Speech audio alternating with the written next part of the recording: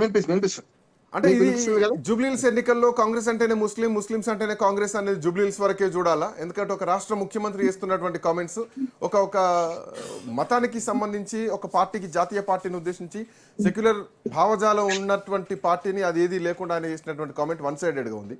Secular party అన్నటువంటి party. And more over ఖమ్మంకి వెళ్ళి మాట్లాడినటువంటి మాటల్ని ఖమ్మం వరకే చూడాలా, రాష్ట్రం అంతా చూడాలి? ఎందుకంటే మాట్లాడేది అక్కడ ఉన్నటువంటి మంత్రి కాదు, అక్కడ ఉన్నటువంటి ఎమ్మెల్యే కాదు, ఒక రాష్ట్ర ముఖ్యమంత్రి మాట్లాడుతున్నారు. తెలుగుదేశం పార్టీని అంటే ఆయన కొంత అభిమానిస్తూ ప్రేమిస్తూ మాట్లాడినటువంటి మాటలు ఎట్లా చూడొచ్చు? మొదటి నుంచి చూస్తున్నాం రేవంత్ రెడ్డి గారి వ్యవహార శైలి డైరెక్ట్ గా బయటకే చెప్పేస్తున్నారు చాలా వరకు. నేను చెప్పాను కదా, నియంత్రణకు ఒకటి ఎట్లా ఉంటుందంటే వాళ్ళు అనుకున్నది చేసేస్తారు, అనుకుని చెప్పేస్తారు కూడా. రెండు చెప్పాను కదా, అమరావతి నుంచి అమెరికా దాకా, తెలంగాణ నుంచి హైదరాబాద్ నుంచి అమెరికా దాకా ఉదయం జరుగుతున్నది. కేసీఆర్ గారు కానీ, లేకుంటే రేవంత్ రెడ్డి గారు కానీ, జగన్మోహన్ రెడ్డి గారు కానీ, ట్రంప్ కానీ, మన చంద్రబాబు నాయుడు డిప్లొమాట్ కొంచెం బయటపడాడు కనుక ఇట్లాంటి వాళ్ళ ధోరణి ఒకే తీరు ఉంటుంది. కనుక నిన్న కమ్యూనిస్టు మహాసభతో మాట్లాడిన దాన్ని చూసుకుంటే మనకు గురి శిష్యులు ఇద్దరు ఏకమై తెలంగాణకు అన్యాయం చేస్తున్న భావన మనందట్లో కాదు, చాలా వరకు కాంగ్రెస్ వర్గాల వినిపిస్తుంది. ఒక మాట చెప్పాలి, ఇవాళ ఆరోపణలన్నీ కాంగ్రెస్ కట్టర్ కాంగ్రెస్ వాళ్ళకి ఎందుకు వస్తున్నాయి? వాళ్ళ బట్టి విక్రమార్క గారు అదే అంటున్నారు, ఏదో కుట్ర జరుగుతుందని ఆయన అన్నారు. పొన్నం ప్రభాకర్ గారు, అట్లాగే మీరు చూడండి కోమటిరెడ్డి బ్రదర్స్, ఇక్కడ చూసుకుంటే మనకు ఉత్తమ్ కుమార్ రెడ్డి, అట్లాగే జగ్గారెడ్డి, అందరి మీద ఎందుకు ఇట్లాంటి ఆరోపణలు వస్తున్నాయి, ఇట్లాంటి చేస్తున్నారంటే దీనికి అంతా రేవంత్ రెడ్డి కారణమని లోపల చెప్తున్నారు. ఓ రకంగా చెప్పాలంటే పార్టీ మీద, ఇటు ప్రభుత్వం మీద పూర్తి పట్టు సాధించారు రేవంత్ రెడ్డి. ఆయన ఇప్పుడు తొలగించే పరిస్థితి కూడా లేకుండా అయింది. ఈ 3 ఏళ్ళు గ్యారెంటీ ఇవ్వాలి. అది కాకుండా సిద్ధాంత ప్రతిపాదిస్తున్నారు. ఏమంటున్నారంటే పెద్ద ఎత్తున ప్రతిసారి 10 ఏళ్ళు ప్రభుత్వం ఉంటుంది. మొదలు కాంగ్రెస్ మనకు ప్రభుత్వం, అంతకుముందు 10 ఏళ్ళు టీడీపీ ఉన్నది. 2009 మన 5 నుంచి 14 దాకా, 4 దాకా, 4 నుంచి 14 దాకానేమో కాంగ్రెస్ ఉన్నది. ఇప్పుడు 14 నుంచి 23 దాకానేమో బీఆర్ఎస్ ఉన్నది. ఇప్పుడు మనకు 10 ఏళ్ళు మళ్ళీ అవకాశం వస్తుందని చెప్పి ఆయన చెప్తున్నారు. కనుక నిన్నటి దాన్ని చూస్తే ఖచ్చితంగా కొంతవరకు కాలహాయి అంటే చేస్తున్న దాంట్లో ఒక కొంత వాస్తవం. అంటే ఈ కాంగ్రెస్ పార్టీని మెల్లమెల్లగా స్వాధీనం చేసుకున్నట్టే రేపు పొద్దున బీఆర్ఎస్ ని పొందబెడతా అంటున్నారు. సాధ్యం కాదంటున్నారు. గతంలో కేసీఆర్ గారు కూడా ఇట్లా చాలా మాట్లాడేవారు. అంటే వాస్తవానికి 100 జాకీలు పెట్టి లేపినా కాంగ్రెస్ పార్టీ లేవదన్న కేసీఆర్ వ్యాఖ్యలకు ఆపోజిట్ గా కాంగ్రెస్ పార్టీ ఎదిగింది. కానీ తెలుగుదేశం పార్టీనే నిర్వీర్యం చేశారు అంటే చంద్రబాబు నాయుడు అంత వీకా? ఒక రాష్ట్రంలో పార్టీ నిర్వీర్యం అవుతుందని తెలిసి కూడా ఆయన 10 ఏళ్ళు ఎందుకు పక్కన ఉన్నారు? కనీసం ఇక్కడ పార్టీ ఇన్ఛార్జ్లను, పార్టీ అధ్యక్షులను నియమించలేనటువంటి పరిస్థితి తెచ్చుకునే ఆయనకు పార్టీ యాక్టివ్గా ఉండాలంటే ఆయనే ఉంటారు కదా. సో ఆయన వదిలేసి వెళ్ళిపోయారు కదా. సో ఇది కేసీఆర్ బొందబెట్టినట్టు ఎట్లా ఇది? కదే అంటున్నాను. నేను ఏమంటానంటే ఆ వైసీపీ కూడా పోయింది కదా. వైసీపీ జగన్మోహన్ రెడ్డి గారు కూడా నాకు ఆంధ్రప్రదేశ్ ముఖ్యం, ఇది అవసరం లేదు అనుకున్నారు. దాన్ని బట్టి చూస్తే మనకు అర్థమవుతుంది ఏంటంటే ఎట్టి పరిస్థితులలో ఇవాళ ఆ 2 పార్టీలు పోవడానికి కారణాలు వేరే ఉన్నాయి. అది కారణం కాదంటున్నాను. నేను 2 పార్టీలు పోవడానికి కారణం అదే కాదు.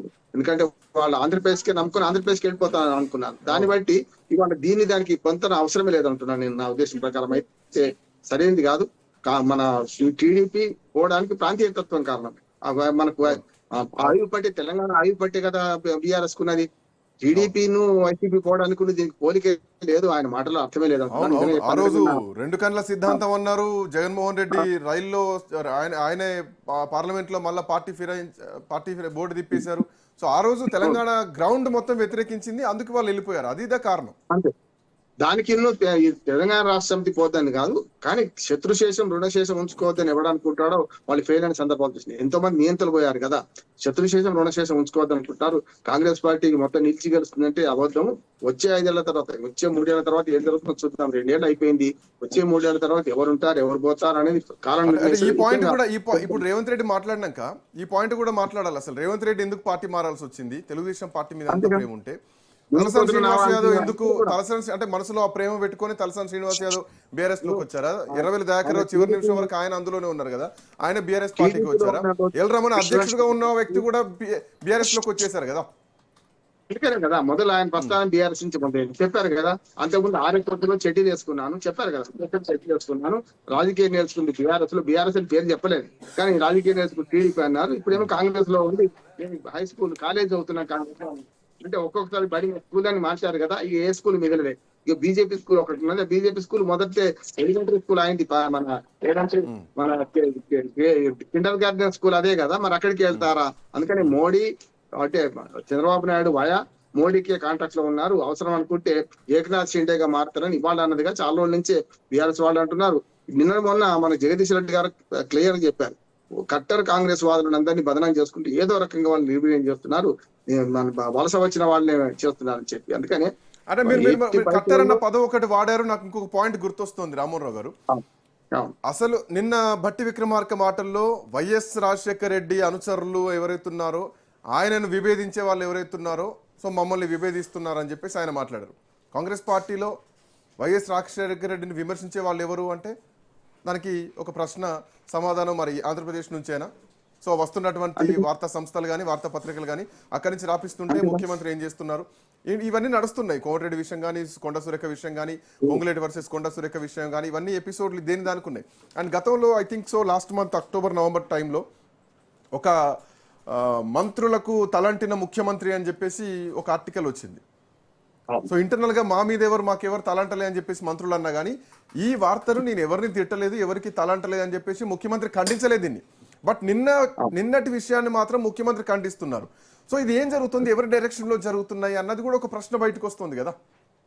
కట్టర్ కాంగ్రెస్ అంటే జీవన్ రెడ్డి గారు ఎంత ఆవేదన చెప్తున్నారు. అసలు ప్రతిపక్షంలో ఉన్నప్పుడు కూడా ఇంత ఆవేదన ఎప్పుడు పడలే. మన జైత్యాల జీవన్ రెడ్డి గారు చూడండి ఎంత ఆవేదన పడుతున్నారు అంటే, ఓ రకం చెప్పారంటే కామరాజ్ ప్లాన్ ఇందిరాగాంధీ ఎట్లా ఆమోదించిందో, అట్లా చేసి అమలు చేసిందో, అట్లాగే ఇప్పుడు కూడా ఓ రకం తనకన్నా సీనియర్లు ఎవరు ఉండొద్దు, తన కంటే కట్టర్ కాంగ్రెస్ ఎవరు ఉండొద్దు అని ప్రయత్నం చేస్తున్నారు. తనదైన రీతిలో కాంగ్రెస్ ను తెలుగుదేశం కాంగ్రెస్ ముద్ద వేసుకుని ప్రయత్నం చేస్తున్నారు. గతంలో మనకు ఆరోపణ ఉండే బీటీ మన బ్యాచ్ అని, మనకు బంగారు తెలంగాణ బ్యాచ్, మనకు అసలు తెలంగాణ ఉద్యమ బ్యాచ్, యూటీ బీఆర్ఎస్ గతంలో ఉండే కదా. అట్లాగే ఇప్పుడు కాంగ్రెస్ టీడీపీ కాంగ్రెస్ లాగా తయారు చేస్తున్నాడా అనిపిస్తుంది. గతంలో అదే జరుగుతుంది, ఓల్డ్ కాంగ్రెస్ వర్సెస్ అంటే original Congress versus old TDP లాగా అయిపోతుంది. అవుతుంది. ఎందుకంటే ఇప్పుడు గతంలో తెలంగాణ బలిదేవత అని తిట్టింది ఈయనే, ఇవాళ తెలంగాణ దేవత అంటున్నాడు. బలి తీసేసిండు అంతే తేడా. దేవతే ఆనాడు బలిదేవత అన్నాడు, ఇవాళ తెలంగాణ దేవత అంటున్నాడు అంతే. అంతకుముందు మనకు అది ఒడిసిపోయిన పంచాంగం తెలుగుదేశం ఎక్కడ ఉందని చేరినప్పుడు మాట్లాడింది కదా, మీరు ఎందుకు చేరాలేదంటే మునిగిపోయినావా ఇందులో చేరడానికి స్పష్టంగా కొన్నిసార్లు రేవంత్ రెడ్డి అభినందించేది ఏంటంటే మాట దాచుకోడు కనుక లొల్లి లేదు, ఆయనతో క్లియర్ తెలుస్తుంది అన్నట్టు. దీన్ని బట్టి అర్థమవుతుంది ఏంటంటే టీడీపీ పునరాగమనం జరగకుండా చూస్తున్నారు. టీడీపీ వస్తే ఈయనకే నష్టం, మళ్ళీ అదొక సమస్య. ఆ బ్యాచ్ కూడా వస్తే కష్టం కనుక తెలంగాణ ఎట్లాగో తెలంగాణలో టీడీపీ లేకుండా పోయింది, వైసీపీ అంతకంటే లేకుండా వాళ్ళంతా వాళ్ళు పోయింది. కానీ ఎవరు పంపితే పోలే, కేసీఆర్ పంపితే కూడా పోలే, అది వాళ్ళంతా వాళ్ళు విడ్రా చేసుకుని వెళ్ళిపోయింది. ఆఖరి రాజధాని కూడా పంచుకొని వెళ్ళిపోయింది కదా. అందుకని దానికి బాధ్యత కూడా ఈయనే కదా, రేవంత్ రెడ్డి కదా. ఇప్పుడు నేనేమంటున్నాను, ఒక రకంగా చంద్రబాబు నాయుడిని కూడా ఈయన బ్లాక్ మెయిల్ చేస్తున్నారు. మనం చూసాం కదా, మనం అసెంబ్లీ సాక్షిగా ఏది పోతిరెడ్డి పాడు ఆ విడల్పు ఎవరు చేసి ఎవరు అంటే ఏం చెప్తారు ఆయన, అసలు డైరెక్ట్ గా చంద్రబాబు నాయుడికి ఎసరు పెట్టాడు. ఇప్పుడు అక్కడ ఎంత పెద్ద గందరగోళం సృష్టించారో చూసినాం కదా. ఇక్కడ బాంబు వెలిస్తే అసెంబ్లీలో, తెలంగాణ అసెంబ్లీలో పేలింది ఎక్కడ, ఆంధ్రప్రదేశ్ లో పేలింది చూసినాం కదా. ఏంటంటే ఇది మనకి చంద్రబాబు నాయుడు కూడా చాలా సంతోషంగా లేడు, ఈయన పట్ల సంతోషంగా అసలు లేడు అంటున్నాడు. ఎందుకంటే ఎప్పుడు ఏం మాట్లాడుతారో తెలియదు, అనవసరంగా నా నెత్తికి నా చాపకి నీళ్లు వేస్తున్నారని చంద్రబాబు నాయుడు కూడా బాధపడుతున్నాడు. గతంలో ఫైనల్ ఒకటి చెప్పండి, అంటే ఈ మాటలు చాలా సీరియస్ తీసుకోవాల్సినటువంటి మాటలే. రాజకీయంగా ఏదో జరగబోతోంది అని నిన్న ముఖ్యమంత్రి హింట్ కాదు ఏకంగా అనేశారు. సో రేపొద్దున తెలంగాణలో ఇప్పటికే జనసేన మున్సిపల్ ఎన్నికల్లో పోటీ చేస్తామని ప్రకటించింది. రేపొద్దున తెలంగాణలో మళ్ళీ కలిసి ఏమైనా పోటీ దిగేటువంటి అవకాశం ఉంటుందా టీడీపీ జనసేన? సో దానికే ఇప్పటి నుంచి గ్రౌండ్ ఏమన్నా క్లియర్ చేసేటువంటి ప్రయత్నం జరుగుతుందా? ఒకవేళ అదే జరిగితే తెలంగాణ యాక్సెప్ట్ చేస్తుందా చంద్రబాబు నాయుడిని, తెలుగుదేశం పార్టీని? జనసేన ఇంత ముందుకు వచ్చిన జనసేన వర్గం ఇక్కడ ఏ సమస్య లేదు. పెద్ద పెద్ద పార్టీల్లో తుఫాను కొట్టుకుపోయినట్టు తెలంగాణ ఉద్యమంలో కొట్టుకుపోయినాయి కదా, టీడీపీ గానీ వైసీపీ గానీ సమస్య లేదు. ఇక్కడ మన జనసేన అనేది ఏ మాత్రం ప్రభావం చూపేది. తీసుకుంటే కూడా ఏమైనా ఓట్ల చీలిక కనుక వస్తే ఎవరు ఓట్లు పోతాయి, ఇటే మనకు ఒక రకంగా రేవంత్ రెడ్డి చూసుకుంటే రేవంత్ రెడ్డి ఓట్లు పోతాయి కనుక సమస్య లేదు. దాన్ని కాంగ్రెస్ కావాదులు ఎవరు కూడా సమర్థించారంటున్నాడు. ఇప్పుడు ఆయన తను తీసిన గోతులో తానే పడతాడా, లేకుంటే ఎదుటి వారి గోతులు తీస్తున్నా అంటే ఎక్కువ ఎదుటి వారికే గోతులు తీశారు. ఓటుకునే కేసు నుంచి ఇప్పటిదాకా చూస్తే ఇవన్నీ చేస్తుంది. కాంగ్రెస్ పార్టీ కార్యకర్తలు తిరగబడే రోజు వస్తుంది, స్పష్టంగా చెప్తున్నాను నేను. ఎందుకంటే రేవంత్ రెడ్డి గారి పద్ధతికి ఇది బాగాలేదు. నేను చూశారు కదా టీడీపీ గురించి జెండాలు అంతెందుకు జూబ్లీస్ ఎన్నికల్లో కూడా టీడీపీ జెండాలు కనపడే కదా మనకు. అంటే పరోక్షంగా రేవంత్ రెడ్డి పాత టీడీపీని మరుస్తలేరు, ఇప్పుడు ఉన్న కాంగ్రెస్ కూడా మొత్తం సమూలంగా నాశనం చేసే పరిస్థితి వస్తుంది అనుకుంటున్నారు. అదంతా అసంతృప్తి బయటపడతలేదు. కానీ ఆఖరికి చంద్రబాబు నాయుడు ఎట్లా బ్లాక్ మెయిల్ చేసిండో రాహుల్ గాంధీని కూడా బ్లాక్ మెయిల్ చేస్తున్నారని ఒక వాదన కూడా వస్తుంది. కాంగ్రెస్ పార్టీలో నా మిత్రులు చాలా మంది చెప్తున్నారు ఏంటంటే, ఒక దశలో కాంగ్రెస్ పార్టీని కూడా బ్లాక్ మెయిల్ చేస్తున్నారు. అవసరం అనుకుంటే బీజేపీతో కలిసి ఇందులో ఎట్లా 10 మంది వీళ్ళు వేటు పడేనాడు పడుతుంది, ఇంకో 10 ఇప్పుడు మంది ఇండైరెక్ట్ అదే కనిపిస్తుంది రామ్మోహన్ రావు గారు. ఏకనాథ్ షిండే తెలుగుదేశం పార్టీ మీద అవసరం. ప్రేమ కురిపిస్తున్నారంటే కాంగ్రెస్ పార్టీ తెలుగుదేశం పార్టీ బద్ధశత్రువులు రాజకీయంగా. అట్లాంటి తెలుగుదేశం పార్టీ మీద ప్రేమ కురిపిస్తున్నారు. ఈ తెలుగుదేశం పార్టీ ఆంధ్రప్రదేశ్ లో కూటమి ప్రభుత్వం ఉంది, బీజేపీతో కలిసి వీళ్ళు ప్రభుత్వాన్ని నడుపుతున్నారు. సో ఇండైరెక్ట్ గా బీజేపీతో ఫ్రెండ్షిప్ చేస్తున్నట్టు కనిపిస్తోంది కదా, ఈ లింక్ చూస్తే అట్లానే ఉంది కదా. ఆ సమీకరణ కూడా శ్రీకాంత్, ఒకటి 8 మంది మన బీజేపీ సభ్యులు ఉన్నారు. ఎంఐఎంతో కట్టు కావచ్చు, బీజేపీతో పొత్తు పెట్టుకుంటే ఎంఐఎం కలిసి రాదు కనుక ఎవరు కలిసి వస్తే వాళ్ళతో చేస్తారు. అది బీజేపీ ఎంఐఎం ఒకటి తేడా కదా, అంతే కదా. కనుక ఇటు కాంగ్రెస్ నుంచి ఒక 40 మందిని తీసుకొని ఎట్లా 10 మంది వీళ్ళు ఉన్నారు కనుక, ఇది మనకు ఫిరాయించిన ఎమ్మెల్యేలు ఉన్నారు కనుక బీఆర్ఎస్ నుంచి ఇంకో 10 మందిని కనుక బీఆర్ఎస్ నుంచి విడగలిగితే అసలు ఎవరి మద్దతు అవసరం లేదు అంటున్నాం. 40, 20, 60 అవుతారు కదా. అందుకని 40 మందికి ప్లాన్ చేస్తున్నట్టు తెలుస్తున్నది. మనకు ఏదైతే ఫిరాయింపు ఎమ్మెల్యేలను తన వర్గాన్ని సమర్థించే ఎమ్మెల్యేలను సమర్థించుకుంటున్నారు.